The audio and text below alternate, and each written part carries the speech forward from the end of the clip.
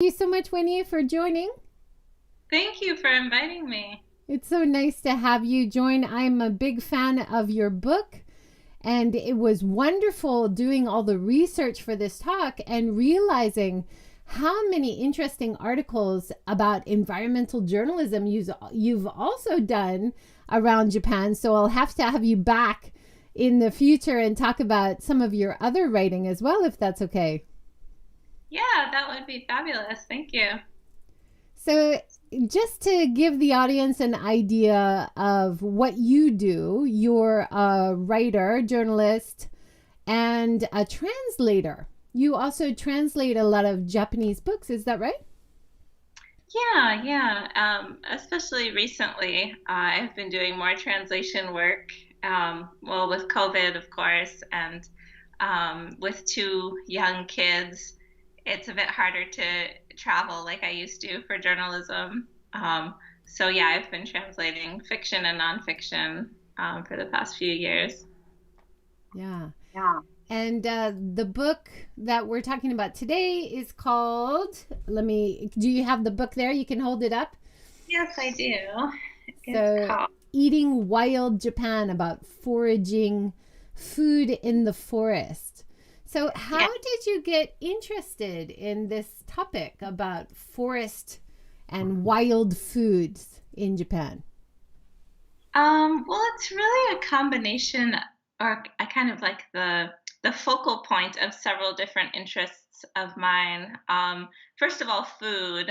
I've always loved cooking since I was a little girl. My mom always let me cook with her from the time I can remember, really. So I have a strong connection with food, and it's always been a way for me to connect with other people in my life and connect with places, trying food from different cultures. So of course, when I moved to Japan uh, around 2005, learning the cuisine and really getting into the different ingredients was an important way for me to start to feel at home there. Um, and then, as you mentioned, I have also been an environmental journalist since around 2008, maybe I would say. In Japan, I was writing quite a lot about forests and agriculture um, and wildlife. And then later on in my time in Japan, I moved to Nagano Prefecture, which is in the Japan Alps, as most of your listeners probably know. A lot of snow and a long winter, so they have a very strong culture of eating sansai or wild mountain vegetables, edible wild plants. So I came into contact with that and really just kind of fell in love with it. Um, and then when I moved back to the United States, um, I wanted to share some of those experiences, and the sansai seemed like a perfect way to combine all of those different aspects of my life and my time in Japan. Wonderful. Wonderful. And there's beautiful illustrations through the book as well. You worked with Paul Pointer, is that right? Yes, Paul is a friend in Matsumoto. He still lives there. I've moved back to Chicago, but I met Paul when I was living in Matsumoto. And yeah, he is originally from England. He's lived there for quite a few years now, and he's an artist, an illustrator. He makes his own books, beautiful little handmade books. And he's also an arborist and teaches tree climbing, just a really interesting person. So I saw some of his handmade books that he had done, and he had kind of similar line drawings as are somewhat similar to what's in this book. So that was kind of the aesthetic I had in mind, and I thought he would be the perfect person to ask to contribute the illustrations. And fortunately, he said yes. So That's wonderful. I really enjoy his illustrations. And I also followed the link that you shared to his tree support group, like a group that trims trees and takes care of the forest in Sorashi on YouTube. Such a oh beautiful, beautiful video. So I Yeah. hope to have him on in a future episode and talk about forest maintenance and diversity of trees. He sounds like a fascinating person as well as a very talented illustrator. Yeah, I hope you have a chance to get him on because, yeah, he's really spent a lot of time out in the forest, kind of, and really thinking about our relationship with trees and plants and the forest. So, yeah, he has a lot to contribute um, And as well. speaking of illustrations, your mom is also an illustrator. You were talking about having a nameplate that she designed for your book. Can you tell us about that? Yeah, my mom, Julie Ditto, is an artist. In now recent as of a couple weeks ago in New York City, moved from the Bay Area, and yeah, I asked her if she would design a book plate for this project, which I happen to have one right here. I don't know if you can. Right. Um, Yeah, so she designed this lady. She has fiddlehead ferns for hair and leaves for her collar, and it's holding a big plate to to hold my signature on. So it's just these days with COVID and everything, we can't do real book signings. So instead of that, what I'm offering is for anyone who buys a copy of the book from an independent bookseller. Unfortunately, this is really only for people in the United States because it's hard for me to mail internationally. But if you do happen to be in the States and you email me with your address and proof of purchase, I will send you a free signed book plate designed by my mom. That's wonderful. I love that. Yeah, it's international mail at the moment is crazy. And then another thing has been crazy just about living in the States in the last year. And I love watching your Instagram and some of your quotes from your website as well. And you talk about plants being something that keeps you sane and just the simple beauty of plants growing in your garden as an avid gardener and how that it gives you hope for the world. Is that right? Yeah, I mean, I I really feel like I got through the past year by spending more time with plants and with my family. With my family, with plants, I would say we live in a small town near Rockford, Illinois, and there's a number of state parks near where we live. So basically, we haven't been able to go anywhere except outside to go, hiking in nature and picking.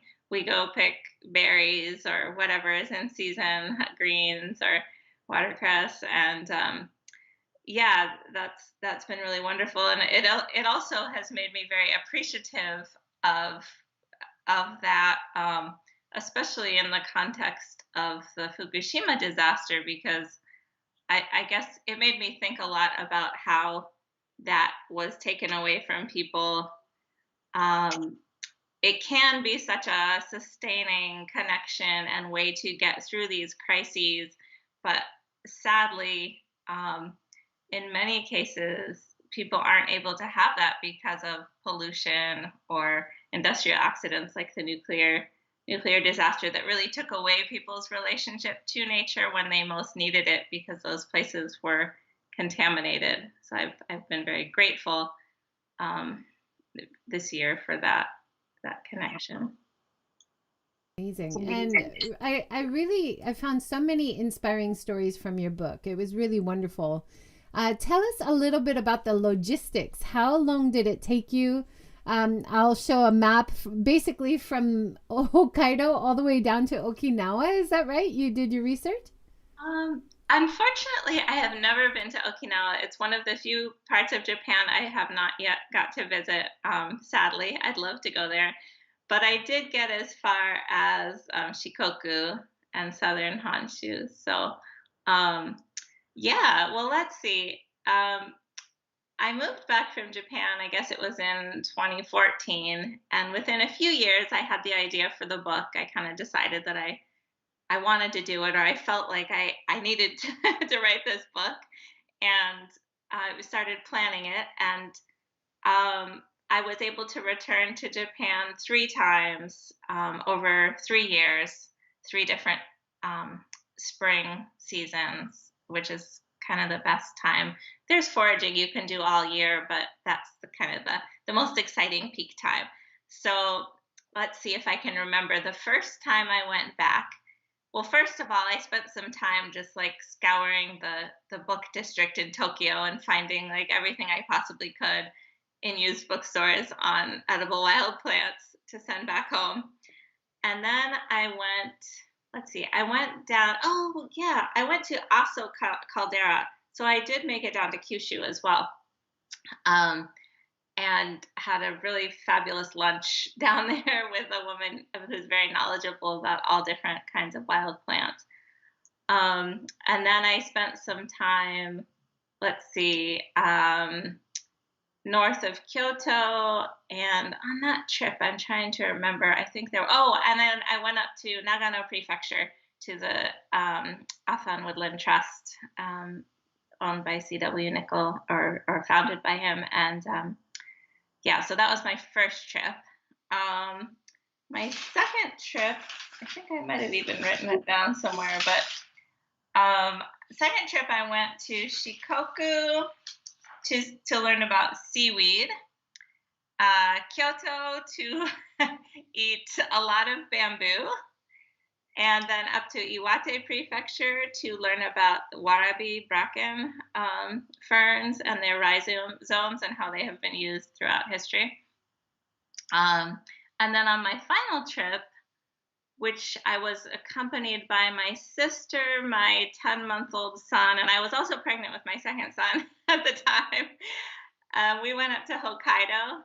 Oh, I had also made another trip to Hokkaido. I forgot to mention that. Went up to Hokkaido, down to Akita, and then did a lot of recipe testing in the mountains of Akita, and also went to Kyoto again. So that was, it was a lot of traveling, for sure. Well, it's such a wonderful way to travel with such an interesting theme in mind. I love that. I hope we can add more of that in the travel industry, like foraging for forest vegetables or wild vegetables and then cooking it in a local village. This is a much more sustainable type of tourism that I hope we can develop in Japan. Yeah, Yeah. yeah. It's also a way to help support people in those rural areas who are trying to carry on these traditions. Is that sometimes a struggle as people get older and leave the countryside. And to mention that, I came across an interesting response from one of your readers or friends saying, is the appeal of foraging for food in the forest, is it because it's free? It's like a free dinner.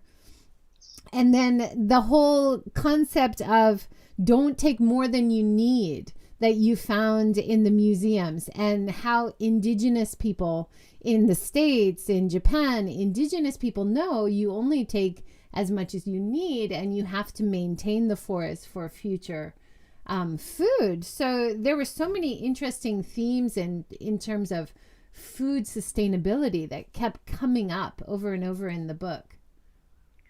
Yeah, there's just so much there. That doing this project really made me think a lot more about all of those issues. You brought up the issue of not taking more than you need. There's an author, Robin Wall Kimmerer, who's a Native American. She's a botanist. She studies moss and a wonderful writer. She has a couple books. One, Gathering Moss, and there's another one, Braiding Sweetgrass, about use of wild plants in Native American cultures.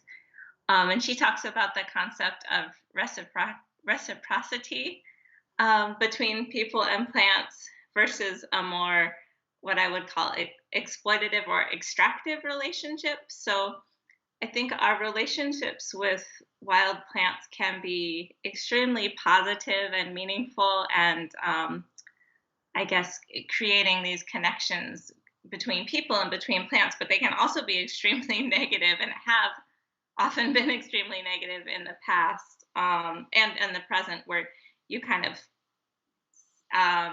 just take from everywhere in the world, whatever you want, without having a relationship to the place over generations, over the long term, having the kind of relationship that makes you realize, you know, we need to care for these places and give back and make sure that we are leaving enough plants for the future generations. So I think our lifestyle, our urban lifestyles today tend to feed into that more extractive relationship if we're not careful with how we are getting our food and where we are getting our food from. There's a really interesting discussion about the diverse use of different mountain vegetables, how it was used, it's often called famine food. It was used for pure survival.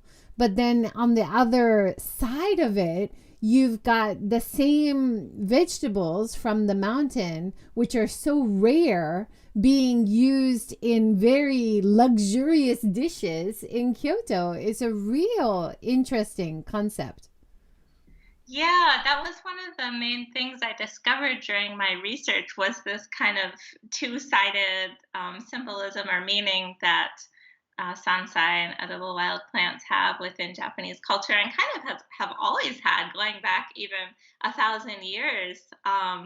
You come across these ancient poems about, the aristocracy and the royals going out to the fields to collect wild greens because they're very special. And that was a form of entertainment for them. And it was also had religious meaning. So for certain, to mark certain religious holidays, they would go and gather certain plants and prepare, for example, the nanakusagayu, the rice porridge or it used to be a soup, but now it's a porridge with 7 different wild greens. And there was another one that was made with 12 different wild greens.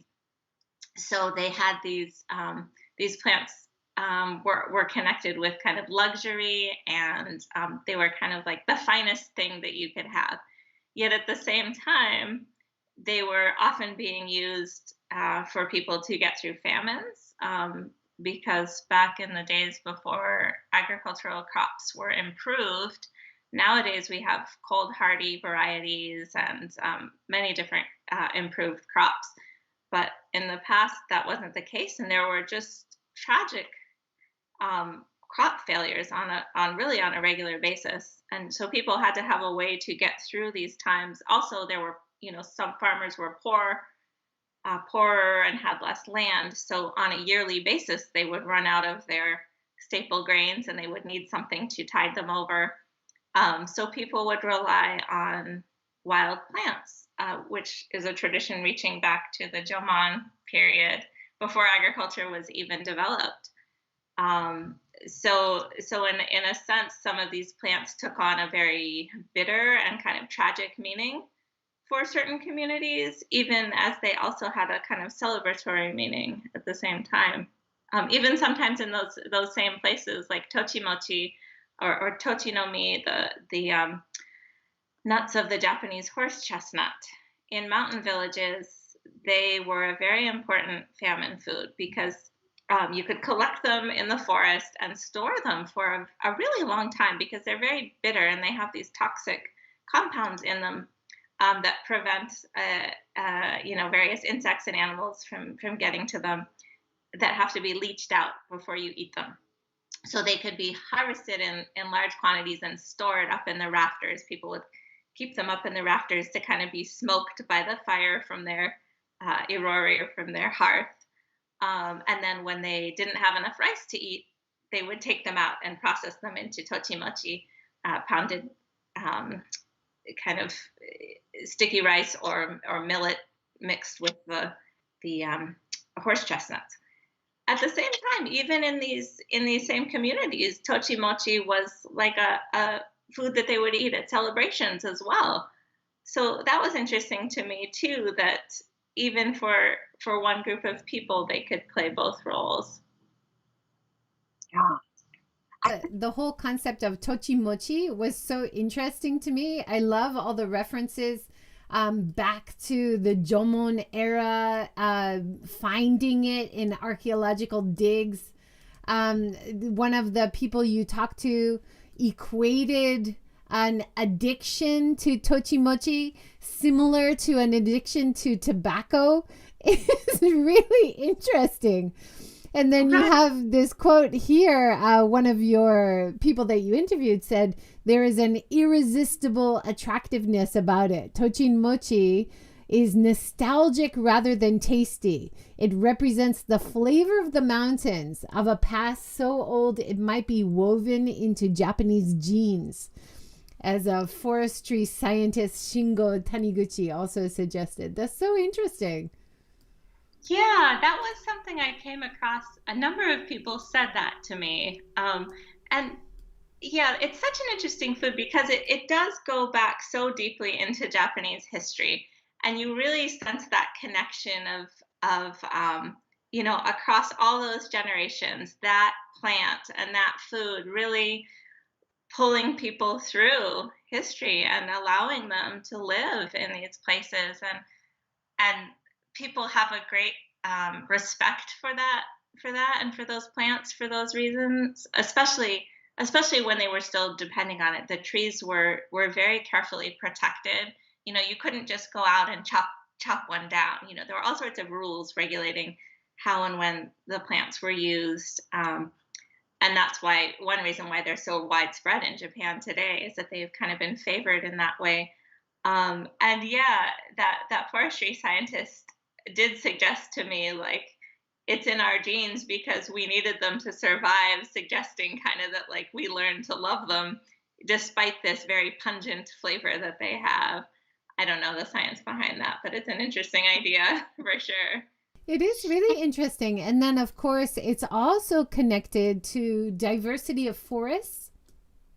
And the problem when tochimochi or using horse chestnuts went out of favor is that because they weren't being harvested, the trees were not protected. And then loggers would come in and just cut down the trees and take it out. So then you're losing your diverse forest. So it's very connected in many parts of your book about what is wild, what is cultivated, and how it often blurs and goes back and forth. Could you talk about that a little bit? So interesting. Sure, yeah. Well, yeah, there's constant movement back and forth across those boundaries and definitions.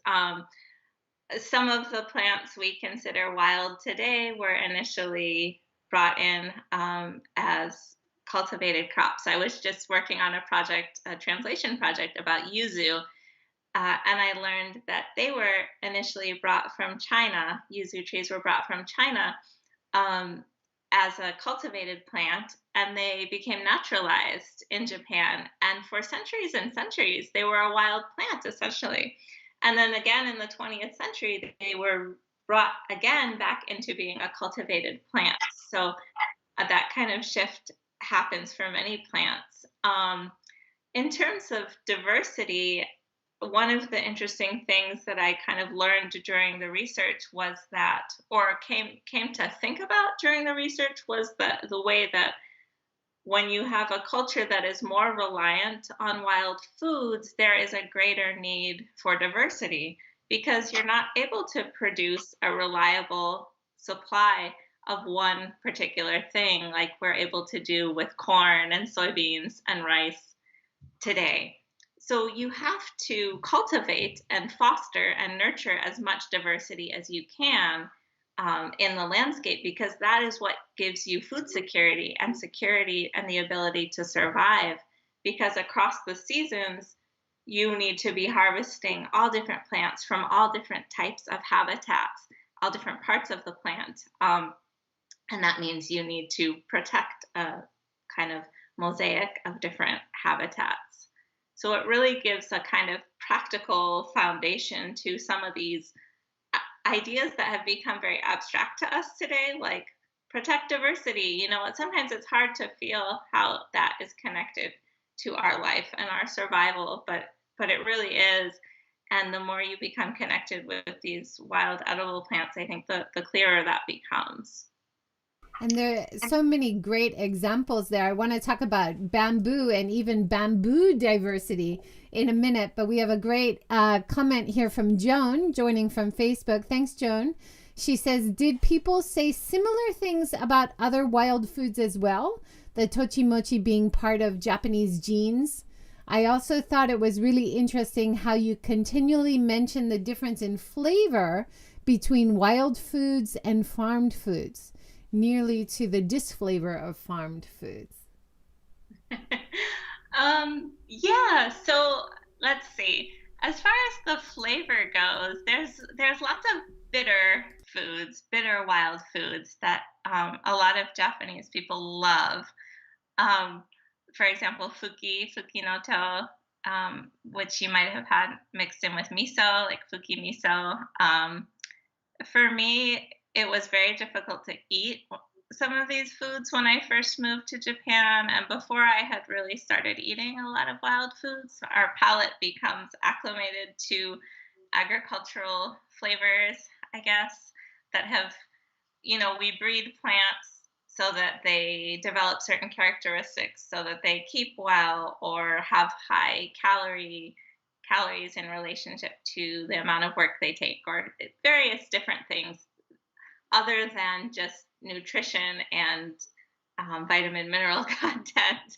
So a lot of those flavors have been bred out of cultivated foods, and it takes a while to get used to them again. But then once you do get used to them, I mean, I find them addictive myself. I was just tonight having dinner. This was not a wild food, but I went out and I picked some mustard greens and kale from my garden and cooked them. And I was like, oh my God, these are so good. They just taste like spring. And my husband took one bite and he was like, whoa, this is bitter. Why is this bitter? And I was like, well, just try eating it and you'll get used to it. And so, yeah, I think I don't know much about herbalism, but bitter plants and bitter flavors have a very important healing role in herbalism as well. I know. And I can't remember the first half of her question. Yeah. Sorry. That's okay. I think you got there. We have a comment from Chuck Kaiser, who's an organic farmer in Shiga. And I know you spent some time in Shiga as part of your research. And he says it's a strong flavor due to higher vitamin mineral content. Is that right? That's my understanding. I didn't get into great detail in the book on like the health properties of sansai, but I do know that they tend to be more nutritious than a lot of cultivated plants, higher in various minerals and vitamins. I'm showing on screen green salt. Do you make that from mustard greens? Is that right?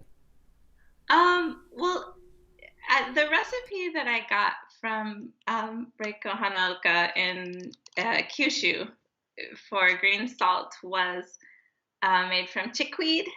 It's a kind of, I think it's pretty traditional in Japan to make it from chickweed. I did a bit of internet research and I kept coming across people using chickweed salt for in place of toothpaste.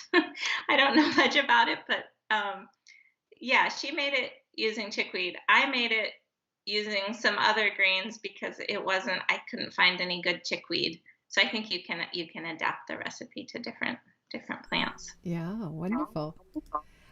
Speaking of diversity, going back to one of your loves, which I don't know if you still love it after having an 11-course meal of just bamboo, but tell us a bit about bamboo and your experience at the restaurant. That just sounds amazing. That was featured in Kyoto Journal. Yeah, they were kind enough to print an excerpt from the book a couple months ago. So, yeah, I love bamboo. I still love bamboo. I've gotten over that 11-course meal. That was like enough for 1 year for sure. But yeah, there's a restaurant. There's a couple, I think, but the one that I found and happened upon was called Uoka Restaurant in the kind of southwest corner of Kyoto, the city of Kyoto. Um, and it's in the Rakusai neighborhood where they traditionally grow bamboo. So Kyoto bamboo is very well known for its like mild flavor, good taste. Like they really baby the plants. They have these groves that they just put so much care into the cultivation of the bamboo. It's mosodake or mosochiku is a commonly cultivated type of bamboo that was originally brought from China. There are a number of wild types of bamboo that are eaten in Japan as well, and some of them also groves have also kind of been, or quite a few of them have been neglected and abandoned. Um, so they're like semi-feral is kind of what I call them in the book, um, but the ones in around the restaurant were definitely very well cared for.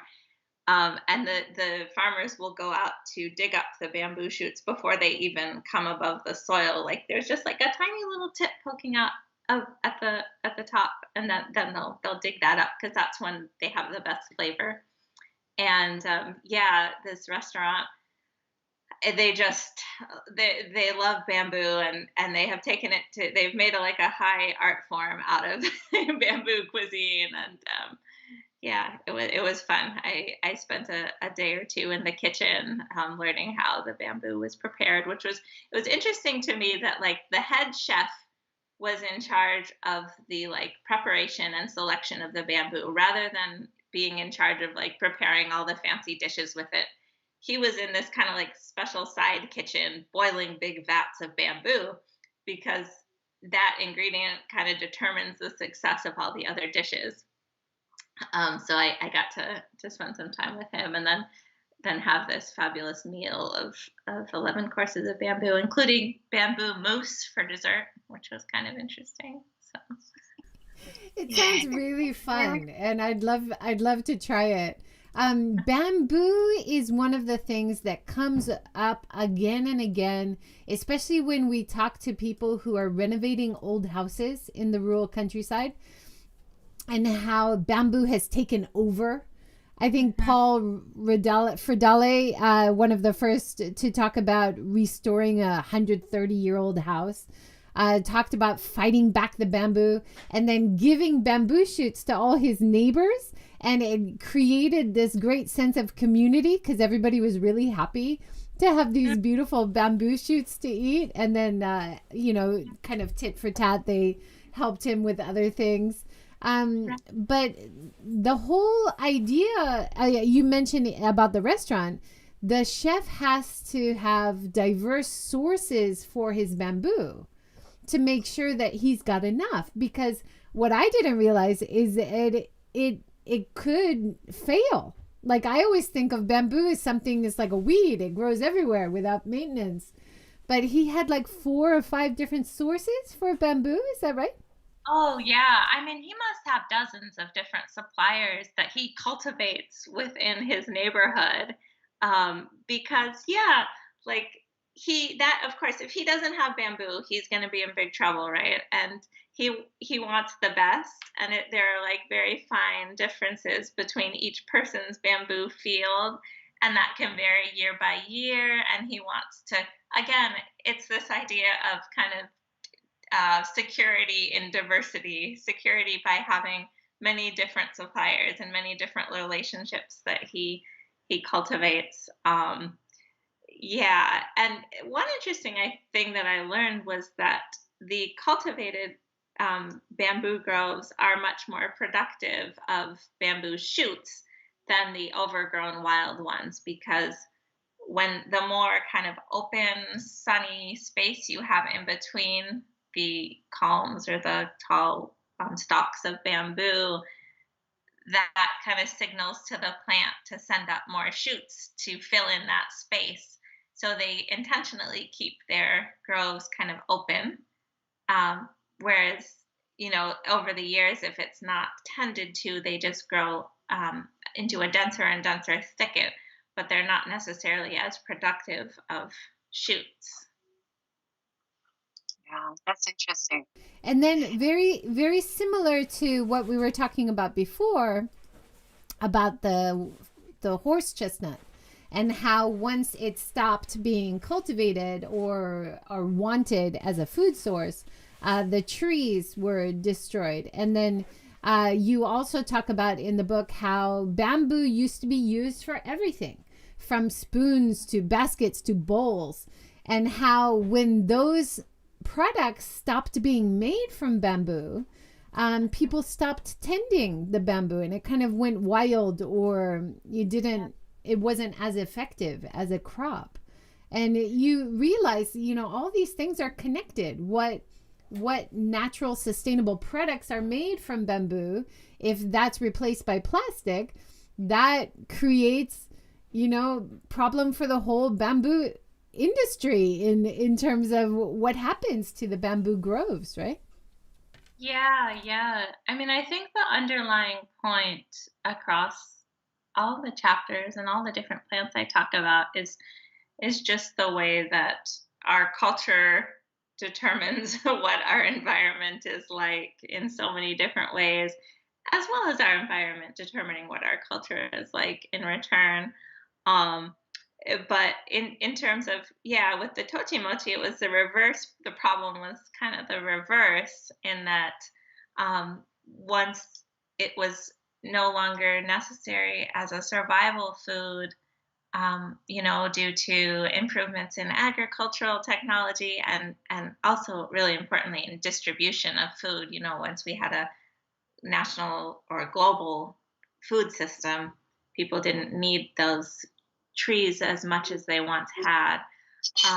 So they stopped protecting them, and these timber dealers started to come in and kind of prey on the elderly people in these depopulated, kind of aging, somewhat impoverished mountain communities, and say, hey, I see you have a tochi tree on your property. I'll give you the equivalent of $500 for your tree. Of course, it's worth much, much, much, much more to them when it's sliced up in timber to make tabletops out of.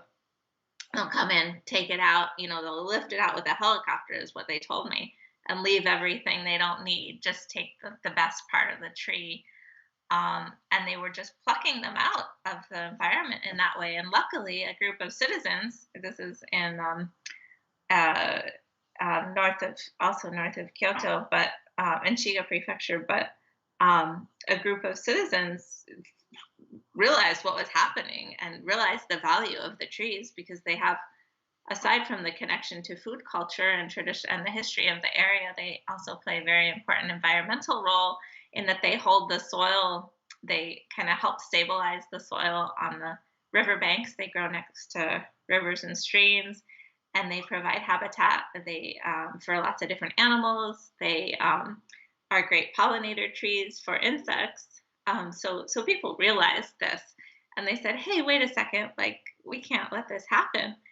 And formed a citizens group, lobbied the prefectural government, and eventually were able to, thankfully, to protect the remaining trees for posterity. So it was, a really inspiring, tragic history, but an inspiring story at the same time.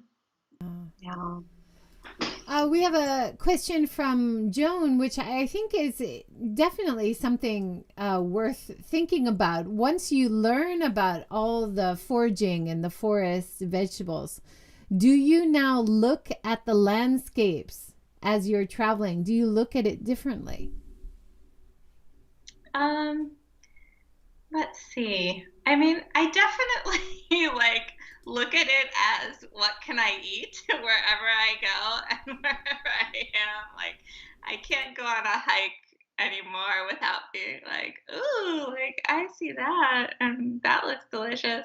Probably because I just love to eat to start with, so that's always kind of my focus anyway.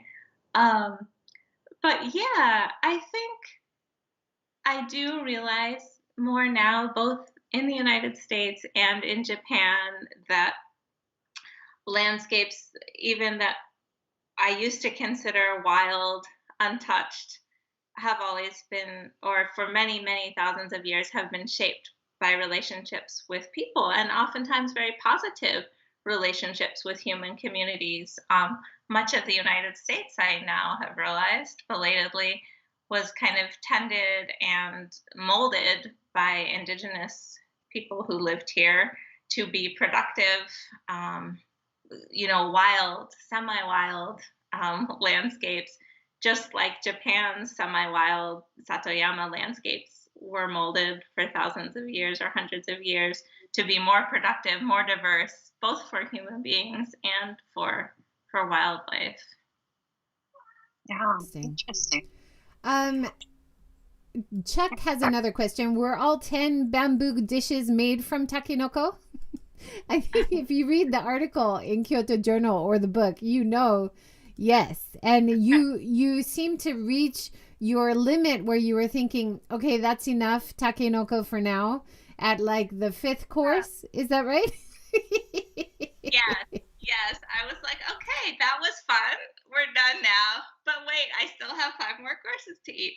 So yeah, if he is curious, let's see, I have it flipped open to that page if you want me to just like quickly read through some of the dishes we had.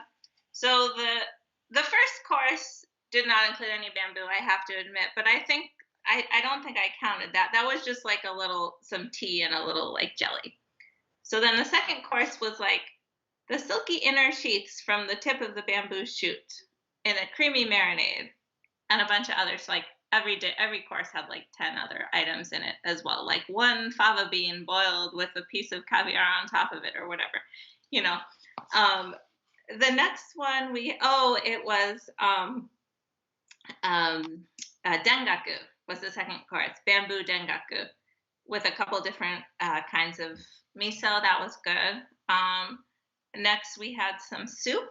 It was suimono's clear broth with takenoko and wakame, which is a classic pairing of wild foods now, or both are now cultivated, but they can also be wild. The next one was takenoko sashimi, which is called sashimi, but it's not actually raw. I have read in one of my Sansai books that there are people who will actually eat bamboo shoots raw, but only like the minute that they cut them from the ground in the forest. So do not try this at home. What most people call takenoko sashimi is actually boiled takenoko, just served like the way you would serve sashimi with wasabi and soy sauce. And then we had kagamini, which is like the signature dish of this restaurant, kind of simmered takenoko with different your classic mirin and shoyu and dashi broth. Then we had cubes of takenoko in creamy green sauce flavored with kinome, which is also like another classic flavoring to use with takenoko, and it's another often gathered wild, sometimes cultivated. We had grilled takenoko, katachiyaki, so like sliced so you could see the shape of the takenoko. We had a tempura, takenoko tempura, which was quite lovely. That was kind of like a refresher course because I was like, oh, okay, I can keep going because it tastes a little different when it's deep fried with sesame seeds on it. Then we had takenoko gohan, which is wonderful if it's not your 10th course of takenoko, as well as pickled takenoko to go on the side. And then we had the mousse for dessert. So yes, every course genuinely had just very creative uses of the plant. Yeah, that's amazing. I've been to tofu restaurants that have very similar, like 11 courses or 12 courses, everything made of tofu. But I've never heard of that for bamboo. It's fabulous because we need more bamboo. We need more bamboo everything in my world. I agree with you. It's an incredibly sustainable plant if it's cared for. It can be a very harmful plant in the environment. Like you mentioned, it can take over and kind of invade other parts of the forest. But it has the potential to be a really positive plant as well. Let's talk a little bit about the sea, because you included seaweed in your book. It's not technically in the forest, but it's in the sea's forest, so to speak. Talk a little bit about what you found out and why you wanted to include it. Yeah, so seaweed is not included in Japanese books on sansai or foraging usually. It is included in kind of the Western notion of what foraged foods include, and it is also very important in Japanese cuisine and culture and history. So I definitely wanted to include it in the book. So yeah, first I went down to Shikoku. I happened to be there, and I heard that some people still collected wild wakame in Shikoku, one area which is quite well known for its wakame, and now is almost exclusively farmed with aquaculture. But there was these supposedly a few elderly people who still harvested it wild. So I wanted to go out and see if I could find them, and I eventually did, and I tasted it and tasted the cultivated kind, and that was great. Again, it made me think about the loss of diversity as we as people shifted to aquaculture and this became just an area that grows wakame, and people will get their entire yearly income in some cases from this one crop. Whereas in the past, when they harvested the wild plant, they depended on many different types of seaweed and fish and shellfish to make up their yearly income and livelihood, which is not to say that the use of wild plants or wild seaweed is always sustainable, because it's not. There are many cases of over-harvesting that have damaged and destroyed the ocean ecosystem. So I don't want to idealize it, but if it is used sustainably, I think it has the potential to encourage a more diverse coastal ecosystem. So that was interesting to kind of learn that history. And I also went up to the Noto Peninsula, which is famous for its seaweed cuisine. I was told that they continue to harvest and eat more varieties of wild seaweed than any other part of Japan. I think it was about 30. I would have to check the book, but I think that was the number they gave me. And oftentimes it's the ama, the divers, traditional divers, free divers, who will collect the seaweed and are just very knowledgeable about it, have kind of been passing down this knowledge of the coastal ecosystem over the generations for many years. And there's a kind of some risk as well that culture is dying out a bit, and there are some young people carrying it on, but not as many as we would hope, in order to really continue that knowledge and that relationship into the future. Yeah. I saw a great special, I think it was a Patagonia film about ama divers, and an American female diver came over and went free diving with them. So they don't use tanks. Now they do use wetsuits, but they don't, use oxygen, and they go really deep. It's amazing. Yeah, it's a real skill that has been cultivated over the years, and I wasn't able to go out and see them do it, unfortunately, but I did go to a little restaurant that was run by a mother and daughter who were both ama, and they told me about, how they did it. And the mother had grown up on an island off of the Noto Peninsula called Higurajima, I think was the name, which was like the island of the amas, where they would live seasonally and dive for all kinds of primarily their main one that they would sell was the abalone, and also the uni,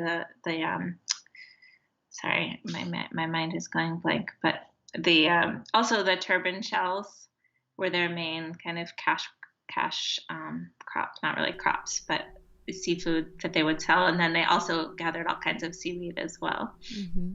Wow. And it was interesting because they really had a culture that was not reliant on agriculture at all because they lived on this rocky little island where they couldn't grow anything. It's almost entirely based on what they were able to harvest from the sea and then barter and trade for rice and other staples. It's so interesting. And it's so connected to Japanese history and heritage in so many ways. And you also talked to some indigenous people that I knew about collecting and foraging vegetables. Can you talk about that a little bit? Sure, yeah. I had the opportunity to go up to Hokkaido twice during my travels. To Nibutani, which is a community where a lot of Ainu people continue to live. And the Ainu have always had a very strong foraging culture and a great knowledge of all the different plants that grow in that area. Because for much, much longer in their history as compared to the Japanese people on Honshu and further south in Honshu, they continued to be a primarily hunting and gathering culture, closer into the present than other people in other parts of Japan. So while they did grow some grains and some vegetables as well, those were kind of the accents to their diet, and the hunted and gathered foods were the kind of core foods. So yeah, they have a lot of knowledge and a kind of different way of preparing the foods compared to Japanese cooking. Simpler in a lot of ways. Like they very much place the emphasis on like honoring the flavor of that food as it is, as much as possible without. In Japan, in Japanese cooking, there's often a lot of processing involved with many of the sansai and a lot of heavier seasonings a lot of the time. Kind of you might stew or simmer something with soy sauce and mirin and dashi, things like that. The traditional Ainu cooking was more just, boiled with salt. Later on, maybe with miso after that was introduced into the culture, flavored with a little bit of fish oil, maybe combined with deer or bear or salmon in a soup. So yeah, really different kind of flavors that I was fortunate enough to try out. A few women in Nibutani who have been documenting and studying the food culture in that area cooked a wonderful lunch for me using some of the local plants. One thing that I found really interesting, of course, in your book, you have all these wonderful recipes so people can try it out. And one interesting thing is, even in the Chicago area, you were able to go to a Japanese grocery store and buy what you needed to make some of these recipes that you have in the book. Is that right? Yeah. There's a great Japanese grocery store outside of Chicago, Mitsuha. And I think it's like a magnet for all Japanese immigrants and people working overseas. They can go there. So yeah, you can pretty much get anything, well, within reason. And the other thing I discovered is that a lot of the sansai that grow in Japan either also grow here in the United States, or there are related plants that grow here. So it's possible to kind of seek things out and prepare similar dishes here as well. That's great. I love that. Of course, I grew up in Hawaii, so we have a lot of Japanese ingredients in the supermarkets. In California, there's a lot of Japanese ingredients, but I didn't imagine that even in Chicago, you would have a Japanese grocery store. I love that. Yeah, it was funny when I moved out. I live out in the country, corn country. And I discovered that there was like this great little authentic Japanese restaurant in the neighboring town because there was a factory there that employed a lot of Japanese workers. So they catered to them. And I was like, I'm just like being back in Japan and I'm in the middle of the Midwest. So yeah, that was fun. That's wonderful. And even though you've moved away, your work is very connected still because of translation, but also you, like you said, you're looking for similar kinds of vegetables in the wild as well as Japanese ingredients. You also have a rescue dog from the mountains of Japan, is that right? Yeah, Momo. I got her when I was living in Japan, in Tokyo, at a shelter in Tokyo. And they said they had picked her up in the mountains of Gifu. I don't know any more details about the story, but apparently she was wandering around out there. And she still seems like half feral to me. I think she's like, I think she must have been a wild dog or something that they just picked up, because she doesn't act entirely domesticated. But yeah, she came back to the United States with me, and yeah, she's still going. She's a beautiful dog, yeah. And I love your Instagram posts about your composting. You get some presents from the compost every now and again, things that grow that are unexpected. And we have to mention that you also refer to a poison book when you're talking about selecting things from the wild. And I think this is a really important point for anybody thinking about going out and foraging food. Can you talk about that a little bit? Yes. I would say, first of all, if you're not experienced with foraging, don't be intimidated, because once you really start to learn the plants, when before you do, they kind of all look the same. This is what my husband tells me. He's like, "Hey, I think I found this," and I'm like, "No, that actually has like 5 leaves, and this has 2 leaves." Anyway, to me, they all look completely different because I have been studying it. But the important key thing is never go out and pick something until you have learned to identify it properly and with 150% confidence, either by learning with a mentor, or through books, or both.